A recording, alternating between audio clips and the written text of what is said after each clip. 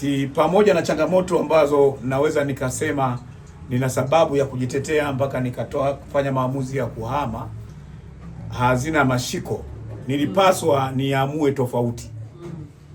Unajua ukiwa kwenye nyumba yenye dari alafu imeshika moto, watu walioko chini hawauoni moto, ukiruka ukadondoka chini, watu watakulaumu kwa nini uliruka, kwa sababu ule moto kule juu wao hawafanyi.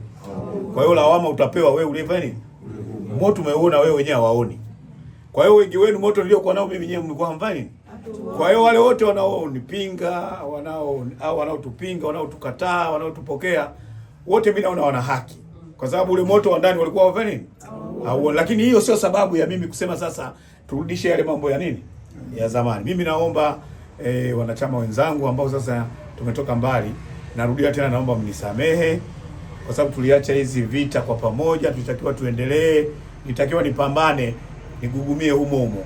Lakini kwa sababu labda ya wazungu wanasema ego, yani nilijiangalia mimi mwenyewe kwa sababu nimeumizwa sana, kwa hiyo lazima nijirudishie. Nadhani sikufanya vizuri. Nilitakiwa nitulie, niendelee kupambana, lakini yameshatokea, ndio maana naombeni radhi sana. Na sijaja hapa au sijarudi tena Chadema kwa sababu nataka cheo. Sijaja hapa kuleta makundi. Mimi nataka, adui yetu mkubwa ni umaskini. Adui yetu mkubwa ni magonjwa. Adui yetu mkubwa ni ujinga. Lakini adui mkubwa zaidi ni ukosefu wa haki katika taifa hili.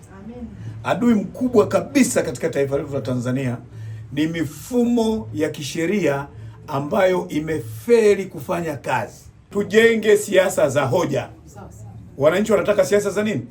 Za hoja. Tuongee siasa za hoja ambazo zitawasaidia wa Tanzania kwa ujumla. Wanachama, niseme sisi kama Chadema jimbo la Iringa mjini, tulikuwa tumekaa kikao chetu tarehe 13 kama tendaji jimbo la Iringa mjini. Tukawa tumeona kuna umuhimu, kikao chetu cha leo ni kikao ambacho cha dharura, ni kikao ambacho kimeandaliwa na kamati tendaji ya jimbo la Iringa mjini. Lengo la kikao hichi na dhumuni la kikao hichi cha leo ni kwamba kuna wanachama wenzetu ambao walikuwa wameamua kujiunga na chama chetu wakiongozwa na Mheshimiwa Simon Peter Msigwa. Tuna wanachama leo watatu tunawapokea. Kamati tendaji inaona kuna umuhimu wa kuwaalika tuje tuwasikie, na tushirikiane nao, tuzungumze nao ili tueleze dhamira yao ya kurudi kwenye chama chetu na kujiunga rasmi na chama chetu.